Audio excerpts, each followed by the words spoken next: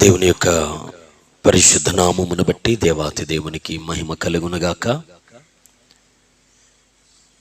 దేవుని సన్నిధికి చేర్చబడిన మీ అందరికి కూడా రక్షకుడైనటువంటి క్రీస్తు నామములో అందరికీ వందనాలు చెల్లిస్తూ ఉన్నాను. ఈ పునరుత్థాన దినమున దేవాతి దేవుడు తన సన్నిధికి మనలందరినీ ఈ విధంగా సమకూర్చి దేవుణ్ణి ఆరాధించినట్లుగా దేవుడిచ్చిన ఈ మంచి అవకాశమును బట్టి దేవాతి దేవునికే సమస్త మహిమను చెల్లిస్తూ ఉన్నాను. అందరము కొద్ది సమయము దేవుని యొక్క వాక్యాన్ని ధ్యానించుకొనడానికి మనం చదువుకున్నదే 18వ కీర్తనలో 33వ వచనాన్ని ఒకసారి మనం చదువుకుందాం. ఆయన నా కాళ్ళు జింక కాళ్ళ వలె చేయుచున్నాడు, ఎత్తైన స్థలముల మీద నన్ను నిలుపుచున్నాడు.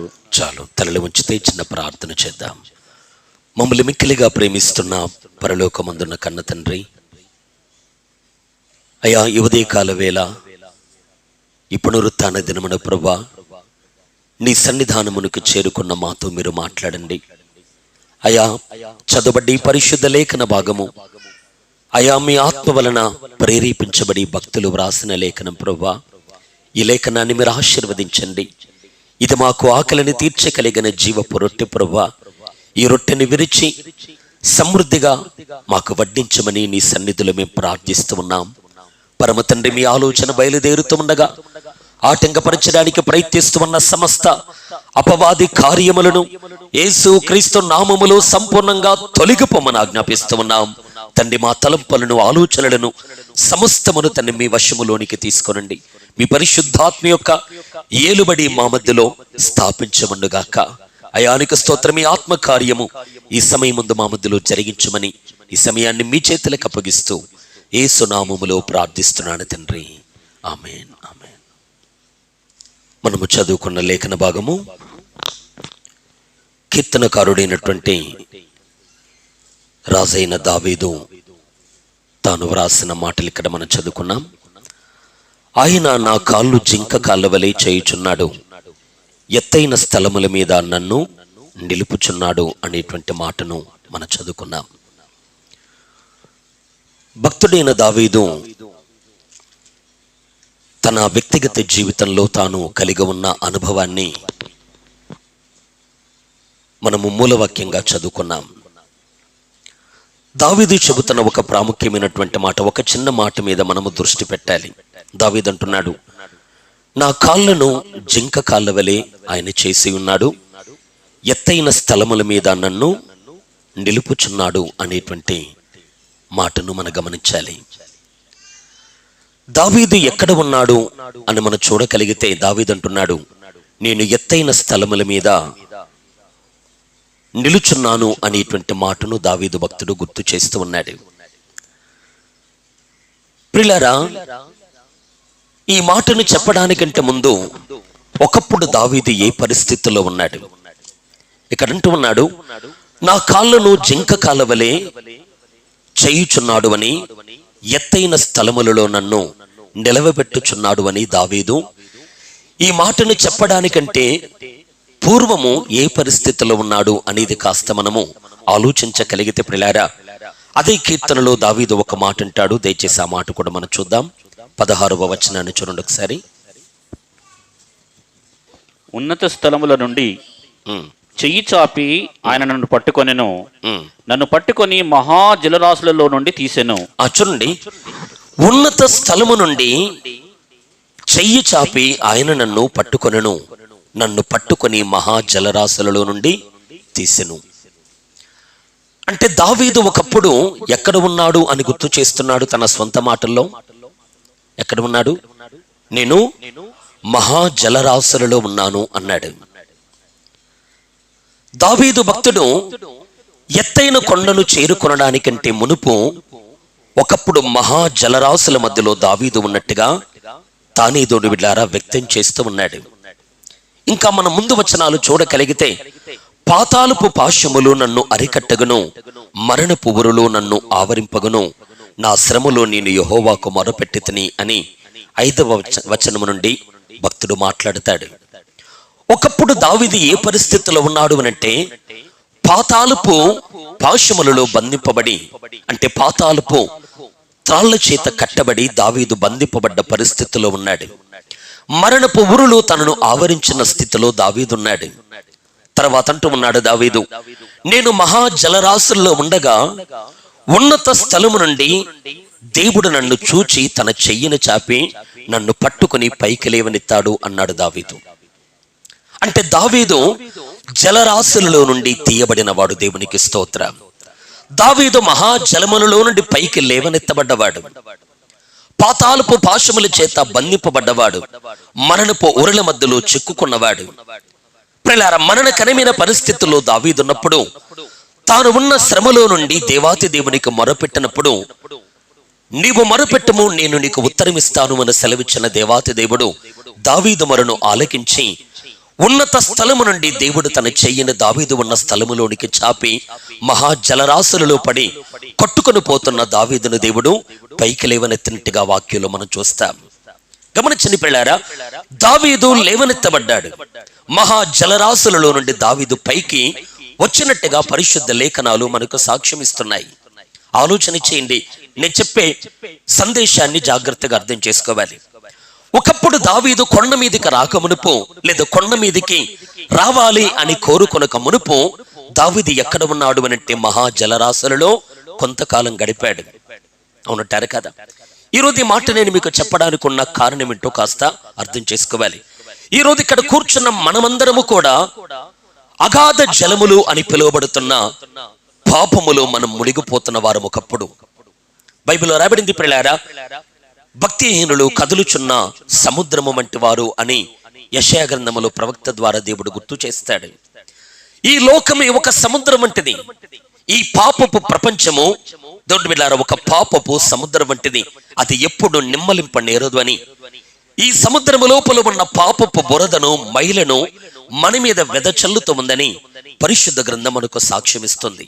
అట్లయితే అర్థం చేసుకోవాలి, ఈ లోకమే దేవుని బిడ్డలారా భక్తిహీనుల చేత నింపబడ్డ ఈ ప్రపంచమే ఒక అగాధ జలము వంటిదైతే, మహాజలరాశుల వంటివైతే, ఆ మహాజలరాశులు అని పిలువబడుతున్న పాపములో ఒకప్పుడు మనం మునిగిపోతున్న వారు. ఒకప్పుడు మనము పాపములో మునుగుతూ నాశన వైపు సాగుతూ ఉన్న వారం. అయితే కరుణ కలిగిన దేవుడు, అత్యున్నతమైనటువంటి సింహాసనమందు ఆసనుడై ఉన్న దేవాతి దేవుడు, అన్నిటికంటే ఎత్తైన స్థలములో ఉన్నవాడు, అన్నిటికీ శిరస్సుగా ఉన్న దేవాతి దేవుడు రక్షించడానికి శక్తి కలిగిన తన దక్షిణ హస్తాన్ని ఉన్నత స్థలము నుండి దేవుడు మనమున్న స్థలములోనికి చాపాడు. దేవునికి స్తోత్రం. హల్లెలూయా. దేవుడు ఏం చేశారట? పాపపు జలరాశుల్లో పడి నశించిపోతున్న మనలను విడిపించడానికి దేవుడు తన దక్షిణ హస్తాన్ని చాపాడు. మనం చదువుకున్న వచనములు అదే కనబడుతుంది. 16లో దావీదు ఏమంటున్నాడు? ఉన్నత స్థలము నుండి చెయ్యి చాపి ఆయన నన్ను పట్టుకొనును అన్నాడు. ఉన్నత స్థలము అంటే అర్థం ఏంటి? ఉన్నత స్థలం అంటే ఎత్తైన స్థలం. ఎత్తైన స్థలం అంటే దేవుడు ఆసనుడై ఉన్న ఆ ఉన్నతమైనటువంటి అత్యున్నతమైనటువంటి సింహాసనం. బైబిల్లో రాబడింది, మహోన్నతమైన పరిశుద్ధ స్థలములలో నేను నివసించువాడను అని దేవుడు తన అడ్రస్ ఎక్కడో తెలియచేశాడు లేఖనాలలో.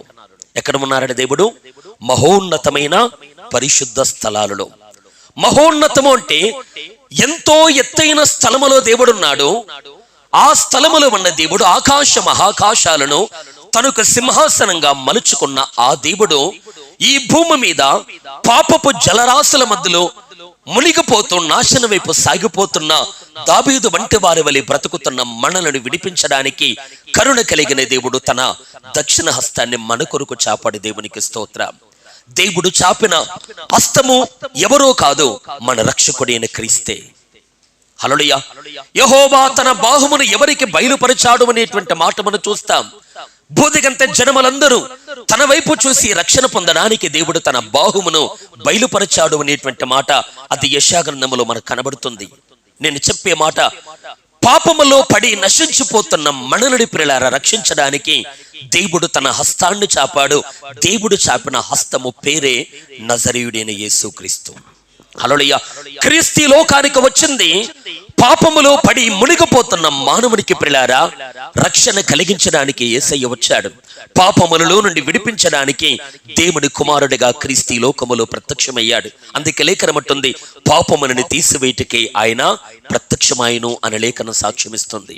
ఈ రోజు నేను అంటున్నాను, ఇంకను ఎవరైతే పాపములు పడి మునిగిపోతూ ఉన్నారో, నరకం వైపు సాగిపోతున్నారో, నిత్య నాశనాన్ని పొందుకొనడానికి ఎవరైతే దేవుని బిడ్డలారా కొనసాగుతూ ఉన్నారో, అట్టివారితో దేవుడు చెప్పే మాట ఏంటనంటే, నీ కొరకు నేను నా హస్తాన్ని చాపాను గనక నా హస్తం వైపు చూడమంటున్నాడు దేవుడు.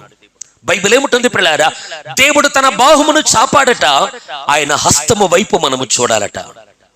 దేవుడు తన కుమారుని మన కొరకు ఈ లోకానికి అనుగ్రహించి ఉండగా మనందరి పాపములను తన మీద వేసుకొని కలువరి శిలువలో మ్రాను మీద మనందరికి బదులుగా శిక్షను అనుభవించిన ఆ యేసయ్య వైపు మనము చూసి పశ్చాత్తాపడగలిగితే ఆయనే మనలను మన పాపములలో నుండి రక్షించేవాడు. దేవునికి స్తోత్రం కలుగునుగాక.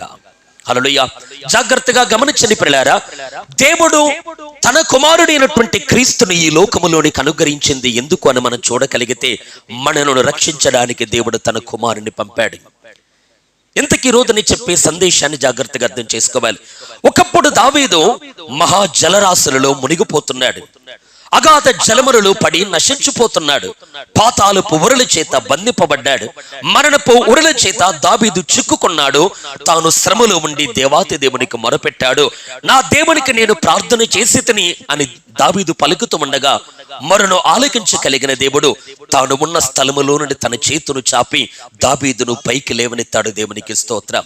ఈ రోజు నేను చెప్పే మాట లైవ్లో ఉన్నవారు కావచ్చు, ప్రత్యక్షంగా ఇక్కడ కూర్చొని వింటున్న వారు కావచ్చు, మీరందరూ గమనించాల్సిన సంగతి ఏంటనంటే, మనమందరము యేసయ్య కనికరం కలిగిన బాహువు చేత మనమందరం విడుదల పొందుకున్నవారం. పాపములలో నుండి మనము లేవనెత్తబడ్డవారం. ప్రియులారా, యేసయ్య మరణాన్ని మనం విశ్వసించాం గనుక, అవును యేసు నీవు దేవుని కుమారుడివే, నీవు నా జీవితానికి ప్రభువుగా రక్షకుడుగా ఉండాలి అని క్రీస్తుకు మన బ్రతుకుల్లో మనము చోటిచ్చాం గనుక ఈ రోజు మనమందరము కూడా లేఖనం చెప్పిన సత్యం ప్రకారంగా మనమందరం పాపములలో నుండి రక్షింపబడిన వారం. అవునంటారా కాదా? లేఖనం ఏముంటుంది? ఆయన తన ప్రజలను వారి పాపములలో నుండి రక్షించును, విడిపించును అంటుంది లేఖనం. క్రీస్తును మనం అంగీకరించాం గనక, యేసును మన వ్యక్తిగత జీవితాలలో స్వీకరించాం గనక, యేసును అంగీకరించిన వారికి కలిగిన ఆధిక్యత ఏంటనంటే, మీరు మీ పాపములలో నుండి బయటికి రప్పించబడ్డవారు. హల్లెలూయా. నమ్మకం ఉందా? ఈ రోజు మనం ఎవరము? పాతాళపు మహా జలరాశులలో నుండి మనం బయటికి తీయబడ్డవారు. నిజమంటారా కదా? అయితే బయటికి తీయబడిన వారు ఎక్కడికి వెళ్ళాలి అనేది ఈ రోజు మనము ధ్యానించే ధ్యానాంశం. ఎవరు మహా జలరాశులలో నుండి బయటకు వచ్చారో, ఎవరైతే పాప క్షమాపణ పొందారో, ఎవరైతే క్రీస్తును రక్షకుడిగా తమ జీవితాల్లో అంగీకరించారో, అటువంటి వారు ఇక ముందున్న దినాలలో ఎక్కడికి వెళ్ళాలి అనేది ఈ రోజు మనము ధ్యానించబోతున్నాం. దావీదు అంటున్నాడు, మహా జలరాశులలో నుండి దేవుడు నుండి తీసెను అని చెప్పిన దావీదు ఏమంటున్నాడు అనంటే, ఎత్తైన స్థలములలోనికి ఆయన నన్ను నడిపిస్తున్నాడు అంటున్నాడు. దేవునికి స్తోత్రం. అంటే జలరాశులలో నుండి విడిపించబడిన వారు ఎక్కడికి రావాలి అని దేవుని సంకల్పం? ఉన్నత స్థలానికి రావాలి, ఎత్తైన స్థలములలోనికి రావాలి. నేను ముందే చెప్పాను, ఎత్తైన స్థలములో ఎవరున్నారు? దేవుడు ఏమున్నాడు కదా. ఉన్నత స్థలము నుండి తన చెయ్యిని చాపి దేవుడు మనల్ని లేవనెత్తాడు. లేవనెత్తి దేవుడు ఒక గుంట నుండి లేవనెత్తి మరో గుంటలో విడిచిపెట్టట్లేదు. ఒక జలరాశులలో నుండి దేవుడు లేవనెత్తి మరో పాపపు ఊపులో దేవుడు మనల్ని దింపకుండా, ఎవరినైతే దేవుడు పాపములలో నుండి విడిపించాడో అలా లేవనెత్తిన వారిని దేవుడు ఎక్కడ పెట్టడానికి ఆశపడుతున్నాడు అనంటే, తాను ఉన్న ఉన్నత స్థలములో పెట్టడానికి కోరుకుంటున్నాడు. అందుకే దావీదు అంటున్నాడు, మన చదువుకున్న మాట ప్రకారం, ఎత్తైన స్థలముల మీద నన్ను నిలుపుచున్నాడు అన్నాడు. అంటే దేవుడు ఎవరినైతే పాతాళములో నుండి లేవనెత్తుతాడో, ఎవరినైతే మహా జలరాశులలో నుండి లేవనెత్తుతాడో, అటువంటి వారు ఎక్కడ ఉండాలి అని దేవుడు తలంచుతాడు చెప్పండి? ఎక్కడ నిలుపుచున్నాడట? ఎత్తైన స్థలములలో నిలుపుచున్నాడు. నా కాళ్ళను జింక కాళ్ళ వలె చేశావు అంటూ ఉన్నాడు దావీదు. ఒక జింక ఎత్తైన స్థలములలో కూడా స్థిరంగా నిలబడగలుగుతూ ఉంది. మిగతా జీవరాశులు జారిపోతాయి, కానీ ఒక లేడి మాత్రము, ఒక జింక మాత్రం ప్రియులారా అది ఎత్తైన స్థలములలో కూడా నిటారుగా నిలవ కలిగి ముందుకు నడవగలుగుతుంది. అందుకే దావీదు నా కాళ్ళు జింక కాళ్ళ వెలి చేయుచున్నావు అని ప్రార్థిస్తూ ఉన్నాడు. అందుకే మరో కీర్తనలో అదే దావీదు ఒక మాట అంటాడు, చూద్దాం దయచేసి 61వ కీర్తన భాగాన్ని చూద్దామండి. 61వ కీర్తన మొదటి వచనాన్ని చూడండి. దేవా నా మొర ఆలకింపుము, నా ప్రార్థనకు చెవియొగ్గుము. నా ప్రాణము తల్లడిల్లగా భూదిగంతముల నుండి నీకు మొరపెట్టుచున్నాను. నేను ఎక్కలేనంత ఎత్తైన కొండపైకి నన్ను ఎక్కించుము. ఇక్కడ కూడా దావీదు ఏమంటున్నాడు చెప్పండి. దేవా నా మొర్ర ఆలకింపుము, నా ప్రార్థనకు చెవియొగ్గుము. నా ప్రాణము తల్లడిల్లగా భూదిగంతముల నుండి నీకు మొరపెట్టుచున్నాను. నేను ఎక్కలేనంత ఎత్తైన కొండపైకి నన్ను ఎక్కించుము అంటూ ఉన్నాడు దావీదు. దావీదు ప్రార్థన చేస్తున్నాడు, మొరపెడుతున్నాడు. దేవుడి అన్నాడు కదా, నాకు మొరపెట్టుము, నేను నీకు ఉత్తరమిచ్చెదను అన్నాడు. మనం ఆరాధిస్తూ ఉన్న దేవుడు ప్రియులారా వినలేని వాడు కాదు, చూడలేని వాడు కాదు, మాట్లాడలేని వాడు కాదు, సహాయము చేయలేని వాడు కాదు. ప్రియులారా అన్య జనులు అటువంటి దేవులను ఆరాధిస్తున్నారు. పలికలేని వారిని, మాట్లాడలేని వారిని, ముట్టుకోవడానికి చేత కాని వారిని, వారి మొరను ఆలకించడానికి చెవులు లేని వారిని క్రైస్తవేతరులు ఆరాధిస్తున్నారు. కానీ క్రీస్తుని ఎరిగిన మనం ప్రియులారా మనము ఆరాధించే దేవుడు నీ ప్రార్థన వినకలిగిన దేవుడు. దేవునికి స్తోత్రం. నీ పరిస్థితిని చూడగలిగిన వాడు, నీవున్న స్థితిలో నుండి నిన్ను లేవనెత్త కలిగిన వాడు, నీవు నేను ఆరాధించే దేవుడు ఆయన సజీవుడైన యేసుక్రీస్తు. దేవునికి మహిమ. అందుకే దావీదు అంటున్నాడు, నాకు మొరపెట్టుము, నేను నీకు ఉత్తరమిచ్చెదను అని దేవుని స్వరమును ఎరిగిన దావీదు దేవునికి మొరపెడుతూ ప్రార్థిస్తున్నాడట. దేవా నా మొర ఆలకింపుము, నా ప్రార్థనకు చెవియొగ్గుము. దావీదు ఏమని ప్రార్థిస్తున్నావు నీవు? నీ ప్రార్థనాంశం ఏంటి? దేని కొరకు నీవు దేవుని సన్నిధిలో మొరపెడుతున్నావు? పిల్లల కొరకు మొరపెడుతున్నావా? అధికారం కొరకు మొరపెడుతున్నావా? అంతస్తు కొరకు మొరపెడుతున్నావా? ఈ లోకములో దీర్ఘ ఆయుష్ కొరకు మొరపెడుతున్నావా? నీవెందుకు ప్రార్థిస్తున్నావు? నీవెందుకు మొరపెడుతున్నావు? లోకములో విస్తారమైనటువంటి సంపదలు కావాలి అని సంపద కొరకు మొరపెడుతున్నావా? ఇటువంటి అంశాల కొరకు ఈ లోకములో చాలా మంది ప్రార్థిస్తారు. ఒకరికి సంపాదన కావాలి, ఒకడికి ఉద్యోగం కావాలి, ఒకడికి ఇల్లు కావాలి, ఒకడికి లోకములు పేరు ప్రతిష్టలు కావాలి, ఒకడికి లోకములో శరీర సంబంధమైన సకల సౌఖ్యాలు కావాలి. అయితే దావీదు యొక్క ప్రార్థన అంశము దేని కొరకు, దేని కొరకు మొరపెడుతున్నాడు? అక్కడంటూ ఉన్న మాట, నేను ఎక్కలేనంత ఆ ఎత్తైన కొండపైకి నన్ను ఎక్కించుము అని ఎలా మొరపెడుతున్నాడు? పై పై పెదవులతో కాదట, ప్రాణము తల్లడిల్లుతుండగా మొరపెడుతున్నాడు. హల్లెలూయా. దావీదు యొక్క మొర ఎటువంటి మొర చెప్పండి? పెదవుల్లో నుండి వచ్చే మొర కాదు, హృదయ అంతర్భాగములో నుండి వస్తున్న మొర. అందుకంటున్నాడు, నా ప్రాణము తల్లడిల్లగా నేను మొరపెట్టుచున్నాను. ప్రాణం పోతున్న పరిస్థితుల్లో ఎలా తల్లడిల్లుతామో, మనం ఊపిరి అందకపోతే ఎలా మనము తల్లడిల్లుతామో, దావీదు కూడా అయ్యా ఇప్పుడు నా ప్రార్థన నీవు వినకపోతే నేను బ్రతకలేను అన్నట్టుగా మొరపెడుతున్నాడు. నా మొరకు జవాబు ఇవ్వకపోతే నేను జీవించి ఉండలేను అన్నట్టుగా దావీదు మొరపెడుతున్నాడు. జాగ్రత్తగా వినాలి. దావీదు అంటున్న మాట ఏంటి? నా ప్రాణము తల్లడిల్లగా నేను మొరపెట్టుచున్నాను. దేనికయ్యా నీ మొర? దేనికయ్యా నీ ప్రార్థన? ఏం కావాలని నీవు దేవుని అడుగుతున్నామంటే దావీదు ఒకటి అంటున్నాడు, మహా జలరాశులలో పడిపోయిన నన్ను నీవు లేవనెత్తి ఆ కొండ మీదకి రమ్మన్నావు, కానీ నేను ఎక్కలేకపోతున్నాను అని మొరపెడుతున్నాడు దావీదు. హల్లెలూయా. దేవుడు ఎక్కడికి నడిపించడానికి కోరుకున్నాడు దావీదును? ఎత్తైన స్థలములలోనికి, ఎత్తైన కొండ మీదికి. ప్రియులారా ఎక్కజాలనంత ఎత్తైన ప్రదేశములోనికి ఓ దావీదు నీవు మహా జలరాశులలో నుండి బయటకు వచ్చావు గనక నీవిక్కడికి రావయ్యా అని దేవుని వలన పిలుపు పొందుకున్న ఆ దావీదు ఇప్పుడు తల్లడిల్లిపోతూ దేవుణ్ణి ఏమడుగుతున్నాడు అనంటే, నీవు ఎత్తైన కొండ మీదకి రమ్మన్నావు, కానీ నేను రావడానికి నా వల్ల కావట్లేదు ప్రభా అని మొరపెడుతున్నాడు. హల్లెలూయా. అక్కడ మనం చూస్తున్నాం, నేను ఎక్కలేనంత ఎత్తైన కొండపైకి నన్ను ఎక్కించుము అంటే ఆ మాటకు అర్థం ఏంటి? దేవుడు ఎక్కుమని చెప్పిన ఆ కొండను దావీదు ఎక్కడానికి ప్రయత్నిస్తున్నాడా లేదా? చెప్పండి. నేను ఎక్కలేకపోతున్నాను అని ఎప్పుడనగలం మనము? ప్రయత్నం చేసి ఆ ప్రయత్నములో దొండు బిలార విఫలమైపోతే అప్పుడు చెప్పగలం మనం. అవునంటారు కదా. ఒక ఎత్తైన స్థలానికి నేను ఎక్కలేకపోతున్నాను అని ప్రియులారా ఏ ప్రయత్నము చేయకుండా పడకలో పడుకున్నవాడు ఈ మాట చెప్పలేడు. కానీ ఎవరైతే ప్రియులారా నేను ఎత్తైన కొండపైకి నేను ఎక్కలేకపోతున్నాను అని ఎవరు అనగలరు అనంటే ఎక్కడానికి ప్రయత్నం చేసి చేసి చేసి అలసిపోయిన వారి మాట చెప్పగలరు.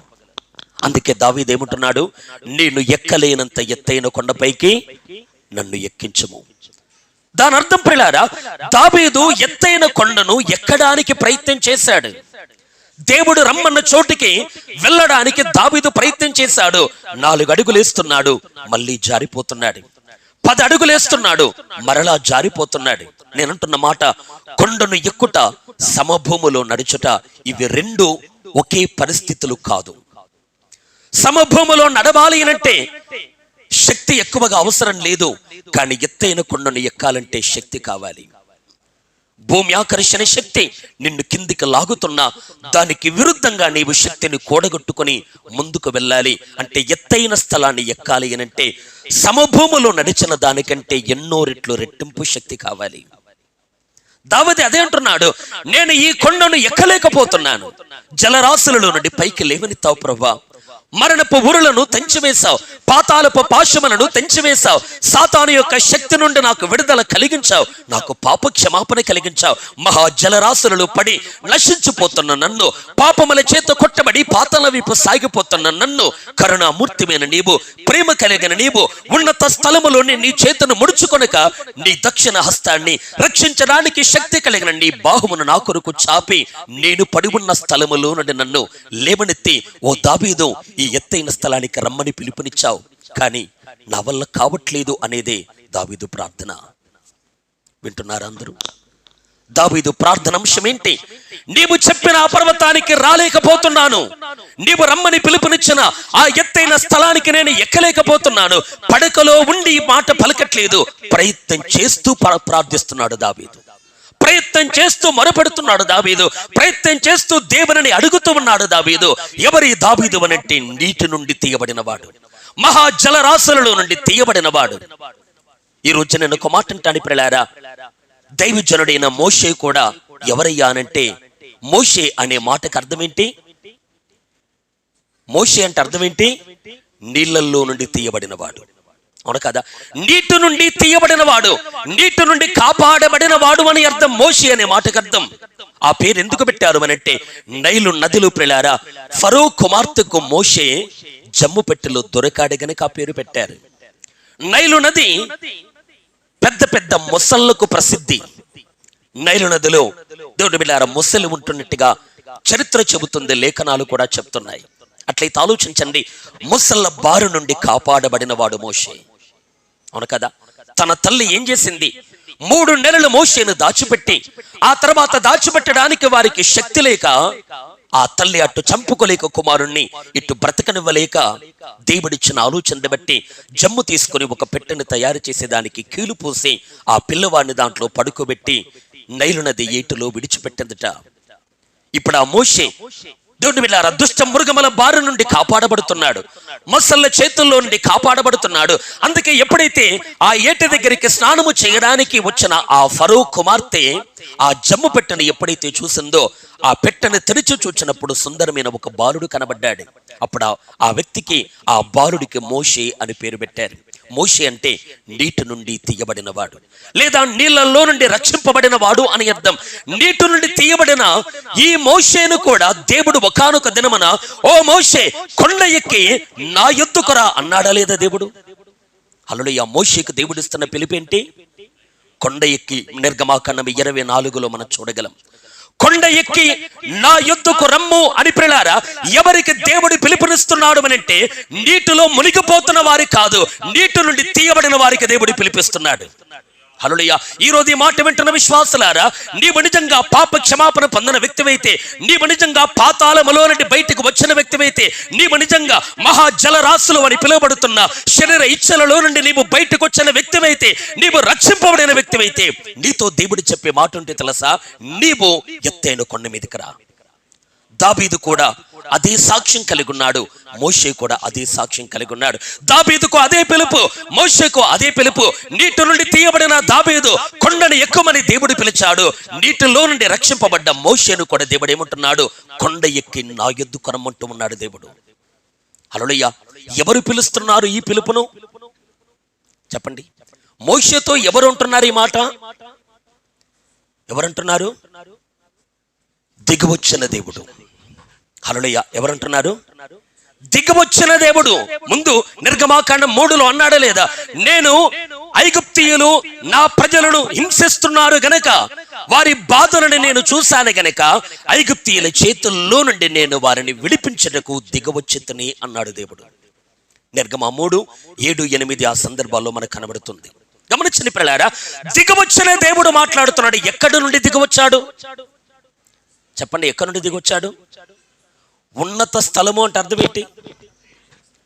ఒక 10 అంతస్తుల ఎత్తులో ఉంటాడా? ఒక 10 అంతస్తుల బిల్డింగ్ ఉన్నంత హైట్ లో ఉంటాడా దేవుడు? చెప్పండి. ఆకాశ మహాకాశములలో ఆయన పట్టజారిన వాడట.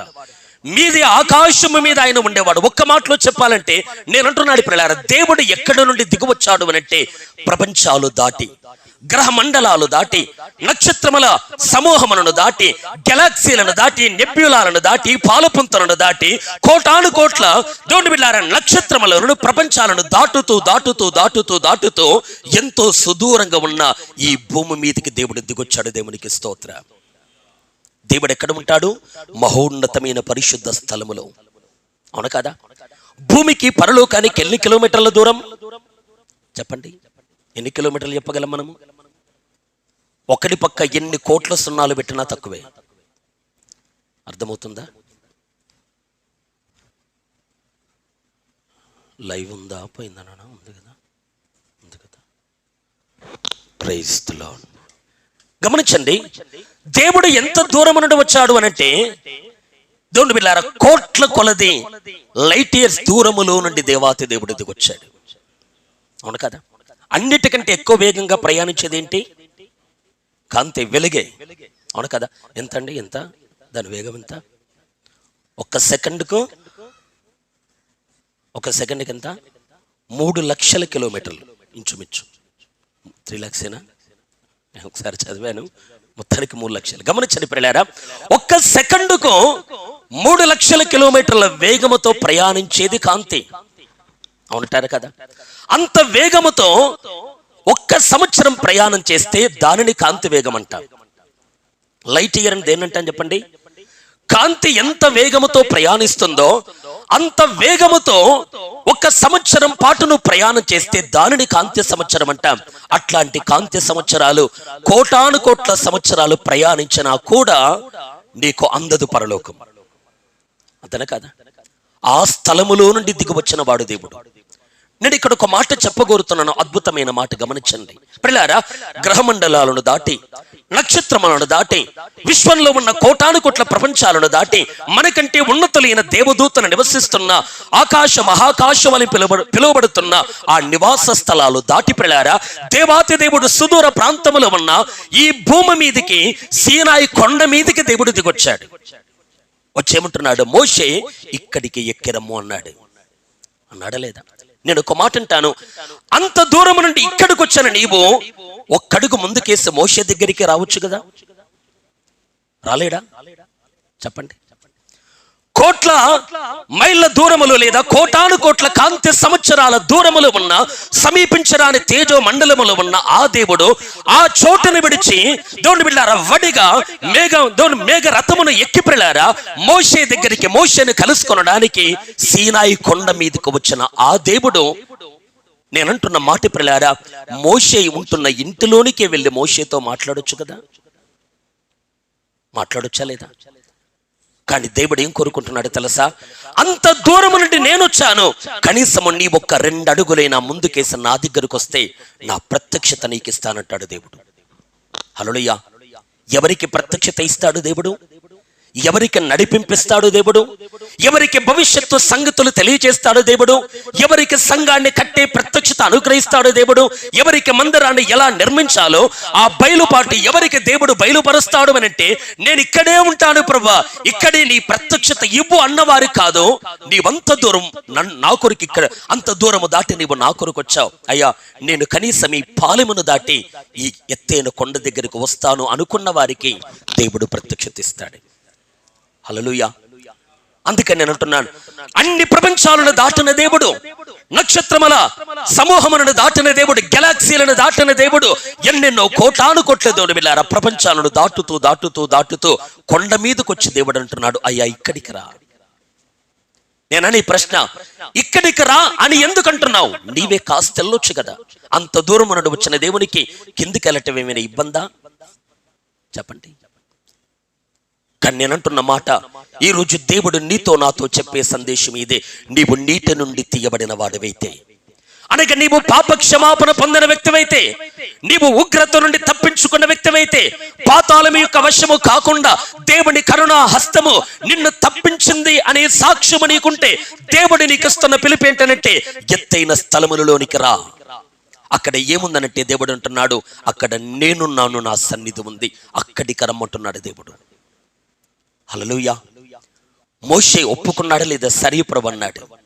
నీవు చెప్పినట్టుగా నీ యొద్దకు నేను వస్తాను అన్నాడు. నీవు ఆజ్ఞాపించినట్టుగా ఎత్తైన పర్వతాన్ని నేను ఎక్కుతాను అన్నాడు. మోషే ప్రియులారా, అప్పటికి దాదాపు సుమారు 80 సంవత్సరాలు ఐగుప్తులో, 40 అరణ్యములో 40, అంటే మిద్యాను అరణ్యములో దేవుని ప్రత్యక్షత పొందుకున్నప్పుడు ఇంచుమించు 80 సంవత్సరాల పై వయసు ఉన్నవాడు మోషే. వృద్ధుడైన మోషేతో దేవుడు అంటున్నాడు, నీవు కొండ ఎక్కరా. కొండ మీద ఏముందనంటే అక్కడ అంటున్నాడు, అక్కడ నేనే ఉన్నాను అంటున్నాడు లేదా? అక్కడ నా సన్నిధి ఉంది అంటున్నాడు. దయచేసి ఆ మాట చూస్తారు, ఒకసారి చూడండి. నిర్గమాకాండము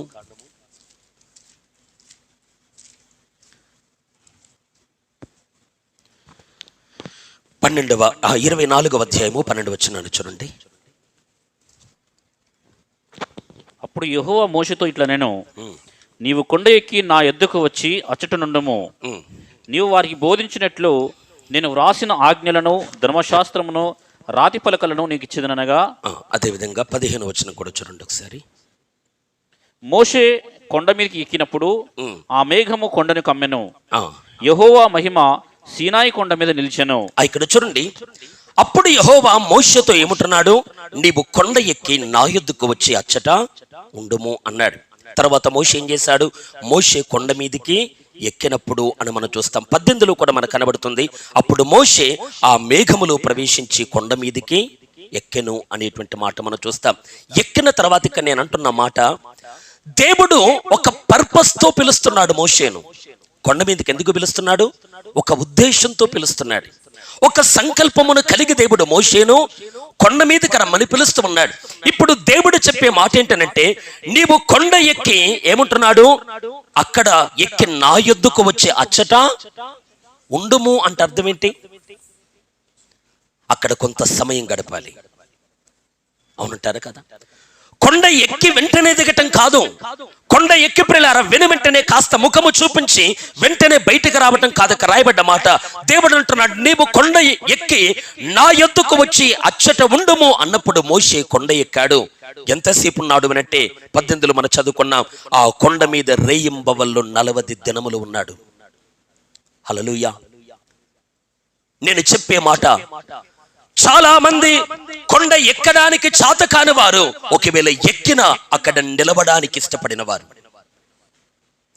దావీదేమన్నాడు, ఈ కొండను నేను ఎక్కలేకపోతున్నాను, నన్ను ఎక్కించు అన్నాడు. ఈ రోజు నేను చెప్పే మాట ప్రియులారా, ఎవరిని దేవుడు కొండ ఎక్కిస్తాడు అనంటే, ఎవరైతే ప్రియులారా ప్రయత్నం చేస్తారో, ఎవరైతే ఎక్కడానికి ప్రయాసపడతారో, ఎవరైతే లోకానికి దూరం కావడానికి, దేవునికి దగ్గరికి రావడానికి ఎవరైతే ప్రాకులాడుతారో, వారు ఆ ప్రయత్నంలో ఫెయిల్ కావచ్చు.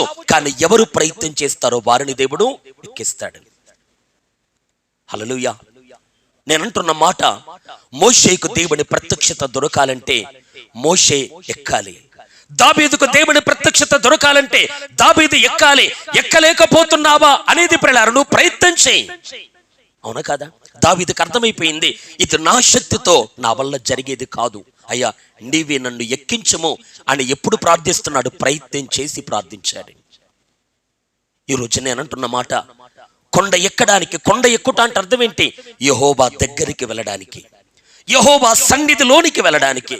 ఎత్తైన ఆ కొండను ఎక్కుట అంటే దేవుణ్ణి బిడ్డలారా ముఖాముఖిగా చూడగలిగిన ఆ ప్రత్యక్షతను పొందుకొనడానికి ఎవరైతే ప్రయత్నం చేస్తారో, ప్రార్థనలో ప్రభువా నీ సన్నిధిని అనుభవించాలి అని ఎవరు ప్రయత్నం చేస్తారో, ఆరాధనలో నీ ప్రత్యక్షతను నేను అనుభవించాలి అని ఎవరు ప్రయత్నం చేస్తారో, అయ్యా నేను నీకు ఇంకా దగ్గరగా రావాలి, నీ మనస్సు నాకు అర్థం కావాలి అని ఎవరైతే పిల్లారో లోకానికి వేరు కావడానికి ఇష్టపడి ముందుకు వెళ్తారో, అటువంటి వారు ఒకవేళ ఫెయిల్ అయిపోయినా దేవుడు తన హస్తాన్ని చాపి అక్కడికి ఎక్కిస్తాడు. హల్లెలూయా. మన లేఖనాన్ని చూస్తూ ఉన్న ప్రియులారా, మోషే కొండ ఎక్కుము అని దేవుని చేత పిలుపు పొందుకున్నాడు. కొండ ఎక్కిన మోషేతో దేవుడు ఏమంటున్నాడు? నీవు ఎక్కి వెంటనే వెళ్ళిపోవటం కాదు, నువ్వు వెంటనే దిగిపోవటం కాదు. ఏం చేయమంటున్నాడు? నీవు అచ్చటనే ఉండుము అంటూ ఉన్నాడు దేవుడు. ఒక మాట మీకు చెప్తాను ప్రియులారా, ఒక మండుతున్న కొలిమిలో ఒక ఇనుప కడ్డీని వేశారనుకోండి, ఏమవుతుంది? వేసి ఒక నిమిషం కూడా ఉంచకుండా బయటికి తీసామనుకోండి, ఎలా ఉంటుంది? అది కొలిమే. ఒక ఇనుప కడ్డీని దాంట్లో వేసి ఒక నిమిషం పాటు ఉంచి తీసామనుకోండి, ఎలా ఉంటుంది? ఎట్లా ఉంటుంది?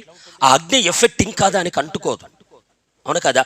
కానీ ఒక అరగంట, ఒక గంట సేపు పెట్టి తీసినప్పుడు ఎలా ఉంటుంది? ఎట్లా ఉంటుంది? ఇది కూడా అగ్నిమయంగా రగులుతుంది. దాన్ని తాకితే వేరేది కూడా మాడి మసైపోతుంది. అంటే ఇక్కడ ఆలోచించండి ప్రియులారా, ఆ ఇనుప కడ్డి ముందు కొలుములో వేయబడ్డప్పుడు అగ్నిలో ఇనుముంది, కాసేపటి తర్వాత ఇనుములో అగ్ని వచ్చింది. దేవునికి స్తోత్రం. అర్థమవుతుందా? ఒక ఇనుప కడ్డీని కొలుములో వేసినప్పుడు అగ్నిలో ఇనుము, కానీ కాసేపటి తర్వాత నేనంటున్నాడు ఇప్పుడు అగ్నిలో ఇనుము కాదు, ఇనుములో అగ్ని. అవును కదా? ఈ రోజు నేననే మాట, దహించు అగ్ని అయిన దేవుని సన్నిధికి వెళ్ళి ఆయనతో నిలిచి ఉండేవారు ముందు దేవుని సన్నిధిలో ఉంటారు, కానీ కొద్దిసేపటి తర్వాత వారిలో దేవుని సన్నిధి ఉంటుంది. హల్లెలూయా. దేవుడు ఏమంటున్నాడు చూడండి ప్రియులారా, 34వ అధ్యాయంలో కూడా ఒకసారి చూద్దాం. నిర్గమాకాండం 34వ అధ్యాయము. హల్లెలూయా. నా 2వ వచనాన్ని చూడండి, 34:2. ఉదయమునకు నీవు సిద్ధపడి ఉదయమున సీనాయి కొండ ఎక్కి అక్కడ శిఖరం మీద నా సన్నిధిని నిలిచి ఉండవలెను. ఉదయమున నీవు సిద్ధపడి ఉదయమున సీనాయి కొండ ఎక్కి అక్కడ శిఖరము మీద నా సన్నిధిని నిలిచి ఉండవలను. నేను అంటున్న మాట ప్రియులారా, మోషే కొండ మీదకి వెళ్ళినప్పుడు దేవుని సన్నిధిలోనికి వెళ్ళాడు. 40 రాత్రింబగలు అక్కడ ఉన్న తర్వాత ఇప్పుడు మోషేలో దేవుని సన్నిధి ఉంది. అర్థమవుతుందా? ఈ రోజు నేను అంటున్న మాట, నీవు దేవుని సన్నిధిలో ఉండే వ్యక్తిగా కాదు, నీలో దేవుని సన్నిధి నిలిచి ఉన్న వ్యక్తిగానే ఉండాలి. నేను చెప్పిన వ్యత్యాసం మీకు అర్థమవుతుందా? ఈ రోజు దేవుడు మనకిస్తున్న పిలుపు ఉన్నతమైన పిలుపు. తను ఉన్న స్థలములోనికి రమ్మని దేవుడు పిలుస్తూ ఉన్నాడు. ఆ పిలుస్తున్న దేవుడు ఎవరు అనంటే ఆయన దహించు అగ్ని అయిన దేవుడు. అగ్ని అయిన దేవుని సన్నిధిలో 40 రాత్రింబవళ్ళు మోషే ఉన్నప్పుడు ప్రియులారా, అతడు కొండ మీద నుండి కిందికి దిగి వస్తున్నప్పుడు తనలో మార్పు కానవచ్చుందా లేదా? మోషేలో మార్పు ఉందా లేదా? ఈ రోజు ఎవరికి పిలుపు అనంటే జలరాశుల్లో మునిగి తేలుతున్న వారికి కాదు, జలరాశులలో నుండి లేవనెత్తిన వారికి పిలుపు. హల్లెలూయా.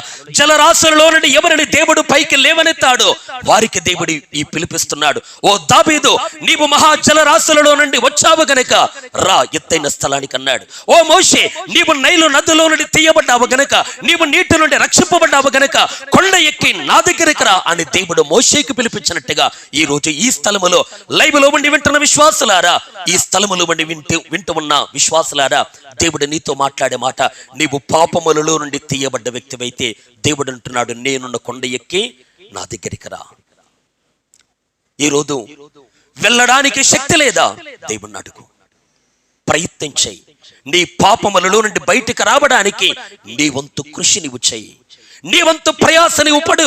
అయ్యా, ఈ పాపం నన్ను పాలములోనే బంధించింది, ఈ పాపం నన్ను ఇదిగో నా గుడారములోనే బంధించింది, ఈ శరీర కార్యము, ఈ ధనాశ, ఈ కామపు వాంఛ నన్ను ఇక్కడే ఆపివేసింది ప్రభువా, కొండను ఎక్కడానికి ఇష్టపడుతున్నాను కానీ నా అడుగులు ముందుకు రావట్లేదు అని ప్రయత్నం చేసి అడుగు, దేవుడు నీ ప్రార్థన ఆలకిస్తాడు.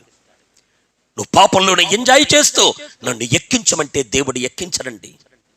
ఇంకో మాట నేను అంటున్నాను, ఒకవేళ మోషే గనక దేవుడు దిగవచ్చిన దేవుణ్ణి, అయ్యా నువ్వు పర్వతాలు దాటి, నక్షత్రములు దాటి, ఇదిగో సవరు కుటుంబాన్ని దాటి, గ్రహ మండలాలు దాటి, విశ్వాన్ని దాటి, అనేక ప్రపంచాలు దాటుతూ దాటుతూ దాటుతూ ఈ పర్వతం మీదకి వచ్చావు, ఇంకాస్త దిగి నా దగ్గరికి రా అంటే మోషేకి ప్రత్యక్షత ఉండేది కాదు. నేను చెప్పిన మాట మీకు అర్థమవుతుందా? దేవుడు ఎంతవరకు వస్తాడో అంతవరకే వస్తాడు. ఇక నీవు ఎక్కవలసింది నీవు ఎక్కాలి. అంటే నేను చెప్పే మాట నీకు చాతనైన పని దేవుడు నీతో చెప్తాడు. ఆయన చంద్రమండలానికి వచ్చి నీవిక్కడికి రాని పిలిచేవాడు కాదు. ఆయన ఎవరెస్ట్ శిఖరం మీద కూర్చొని నీవిక్కడికి రాని పిలిచేవాడు కాదు. నీవు ఎక్కగలిగిన కొండ దగ్గరికి వచ్చి అక్కడికి రమ్మంటాడు దేవుడు. అది కూడా చాత కాకపోతే కనీసం ప్రయత్నం చేస్తే ఆయన నిన్ను ఎక్కిస్తాడు. హల్లెలూయా. మోషే కొండ మీదికి వెళ్ళాడు. వెళ్ళి దీవారాత్రములు యెహోవా సన్నిధిలో నిలిచాడు. నేను అంటున్నాను, అతడు వెళ్ళినప్పుడు దేవుని సన్నిధిలో మోషే, అతడు తిరిగి వస్తున్నప్పుడు మోషేలో దేవుని సన్నిధి. ఈరోజు మనం ఎలా ఉండాలి? దేవుని సన్నిధిలో ఉన్న క్రైస్తవులుగా కాదు, దేవుని సన్నిధి ఉన్న క్రైస్తవులుగా మనం మారాలి. హల్లెలూయా. మోషే కొండ మీదకి వెళ్ళినప్పుడు ఏ ప్రత్యక్షత కలిగిందో నీ దగ్గరకు వచ్చిన వారికి ఆ ప్రత్యక్షత కలగాలి. అర్థమవుతుందా? నీలో దేవుని సన్నిధి అంటే అర్థం ఏంటి? నిన్ను ముట్టుకున్నవాడు మండాలి. హల్లెలూయా. నీతో మాట్లాడిన వాడు ఆత్మీయతను అనుభవించాలి. నీతో సహవాసం చేస్తున్న వాడి ప్రియులారా పాపం మీద విరక్తిని పొందాలి. అందుకే నేను అంటున్నాను, ఆయన సన్నిధి మనలో ఉంటేనే ఈ కడవరి కాలములో మనం నిలబడగలం. హల్లెలూయా. దేవుని సన్నిధిని ఎక్కుతారా? యెహోవా సన్నిధిలోనికి రాగలుగుతారా? ఆయన సన్నిధిలో నిలిచి ఉండగలుగుతారా? కొంత సమయం నీవు దేవునితో గడిపితే, నేను అంటున్నాడు ప్రియులారా, కొలిములోనికి వెళ్ళినప్పుడు కొలిములో అగ్నిలో ఇనుము, కానీ కాసేపటి తర్వాత ఆ ఇనుములోని అగ్ని అన్నట్టుగా ఈరోజు నీవు దేవుని సన్నిధిలో నిలకడగా ఉండగలిగితే నీ లోపల దైవత్వం నివాసం చేస్తుంది. నీలో దేవుని అగ్ని నివాసం చేస్తుంది. అలా ఈ ఆశ మీకుందా? అయ్యా నేను నీ వలె మారాలని కోరుకుంటున్నాడు ప్రభువా. హల్లెలూయా. నీ వలె మండాలి అని కోరుకుంటున్నాడు ప్రభువా. నీ వలె పాపం అంటే ద్వేషం నాకు కావాలి, నీ వలె పరిశుద్ధత అంటే ఇదిగో వాంఛ నాకు కావాలి, ఇదిగో నీ వంటి వాడిగా నేను మార కోరుతున్నాను అని ఈ సందేశాన్ని వింటున్న మీలో ఎవరైనా ఉంటే దేవుడు మీతో మాట్లాడుతున్నాడు. నా యుద్ధకు రా అంటున్నాడు దేవుడు. అక్కడ కూడా మనం చూస్తాం ప్రియులారా, మోషే ఎక్కేంత వరకు ఎక్కాడు, కొండ మీదకి ఎక్కాడు, కానీ శిఖరం మీదకి ఎక్కలేకపోతున్నాడు మోషే. శిఖరం అంటే అర్థం ఏంటి? కొండ కంటే కూడా ఇంకా ఎత్తైన స్థలము శిఖరం, అవును కదా? సీనాయి కొండను ఎక్కాడు మోషే, కానీ శిఖరమును ఎక్కడానికి మోషేకు శక్తి లేదు గనక మేఘమును పంపించాడు, మేఘములో ప్రవేశించాడు, మేఘం ఎక్కించింది మోషేను. హల్లెలూయా. ఈ రోజు నేను అంటున్నాను, నీ వంతు నీవెక్కితే మిగతాది దేవుడు ఎక్కిస్తాడు. నీ వంతు నీవు లోకానికి దూరము. కొండ ఎక్కుట అంటే అర్థం ఏంటి? లోకమునకు దూరం కావాలి, దేవునికి దగ్గర కావాలి. కిందున్న సంగతులకు దూరం కావాలి, పైనున్న సంగతులకు దగ్గర కావాలి. శరీర వాంఛలకు దూరం కావాలి, ఆత్మీయతకు దగ్గర కావాలి. దేవుని బిడ్డలారా, పాలెము లోపల భార్య ఉందా? పాలెము లోపల పిల్లలు ఉన్నారా? పాలెము లోపల బంధువులు ఉన్నారా? పాలెము లోపల పశువుల మందలు, మేకల మందలు ఉన్నవా? ఓ మోషే, పాలెములో నా ప్రత్యక్షత నీకు దొరకదు, కొండ ఎక్కితేనే దొరుకుతుందన్నాడు దేవుడు. వీటన్నిటికి దూరమైన వారికి ప్రత్యక్షత. నేనంటున్న మాట, మరో మాటని మీకు చెప్పగోరుతున్నాను. ఒకవేళ బైబిల్లో మనం చూడగలిగితే ప్రతిసారి భక్తుల దగ్గరికి దేవుడు కొండ మీదకే వచ్చి మాట్లాడలేదు, వారున్న స్థలానికి కూడా వచ్చి మాట్లాడాడు. కానీ ఒక్క మాట గమనించండి దేవుని బిడ్డలారా, ఎవరి దగ్గరికి దేవుడు వచ్చి మాట్లాడుతాడో వారిలో దైవత్వం కలగలేదు. కానీ ఎవరు కొండ ఎక్కి దేవుని సన్నిధిని అనుభవించారో వారిలో దైవత్వం కనబడుతుంది. దేవుడు నీ దగ్గరకు వచ్చి కూడా మాట్లాడగలడు. జక్కయ్యతో మాట్లాడిన దేవుడు, సమరయ స్త్రీతో మాట్లాడిన దేవుడు, దేవుని బిడ్డలారా పాపాత్ములైన వ్యక్తితో మాట్లాడిన దేవుడు నీ దగ్గరకు వచ్చి కూడా మాట్లాడగలడు. కానీ నీలో ఫలము కనబడదు. అందుకే నువ్వేం చెయ్యాలి? లోకానికి దూరమై కాస్త ఎత్తు పైకి రా, కాస్త ఎత్తైన స్థలానికి రా, కాస్త దేవుని బిడ్డలారా లోకానికి దూరంగా కిందున్న సంగతులకు దూరము కాగలిగితే అటువంటి వారికి దేవుడు ప్రత్యక్షత ఇస్తాడు. దేవునికి స్తోత్రం. అందుకే నేను కోరుకుంటున్నాను, ప్రియ దేవుని సంగమా, మనము దేవుని సన్నిధిని కలిగిన ప్రజలుగా మారాలి. హల్లెలూయా. యేసయ్య ఎక్కడ ఉన్నాడు? దైవత్వం ఉన్న స్థలములో కాదు, దైవత్వమే యేసులో ఉంది. అవును కదా? యేసుకున్న అనుభవం ఏంటి చెప్పండి? యేసు దేవుని సన్నిధిలో ఉండను అని కాదు, యేసు దైవత్వం ఉన్న చోట ఉండను అని కాదు, శరీరధారికి ఈ లోకములో సంచరిస్తున్న క్రీస్తు దేహములు ప్రియులారా, దైవత్వము యొక్క సర్వ పరిపూర్ణత ఉందట. దేవునికి స్తోత్రం. క్రీస్తు యొక్క సాక్ష్యం ఏంటి? ఆయన దేవుని సన్నిధిలో ఉండెను అనే సాక్ష్యము కాదు, ఆయనలోనే దేవుని సన్నిధి ఉండెను. అందుకని నేను అంటున్నాను, ఆయన సన్నిధిని కలిగిన మందిరములుగా మనం మారాలి. ఆయన సన్నిధి ఉన్న దేవుని బిడ్డలారా, ఆయన సన్నిధి ఉన్న వ్యక్తులుగా మనం మారాలి. ఆయన అగ్ని మన లోపల ఉన్న వ్యక్తులుగా మనం మారాలి. అందుకే నేను ఉదాహరణ చెప్పాను ప్రియులారా, కొలిమిలో ఇనుము, తర్వాత ఇనుములో అగ్ని, అగ్నిలో ఇనుము, తర్వాత ఏంటి? ఇనుములో అగ్ని. ఈ రోజు నేను అంటున్నాను, ఆ మండుతున్న ఆ ఇనుము కొలిములో కాలిన తర్వాత దాన్ని బయటికి తీస్తే అది కూడా ఒక నిప్పు కనకలాగా కనబడుతుంది. దాన్ని ఒక పేపర్ తాకిస్తే పేపర్ మాడి మసైపోతుందా లేదా?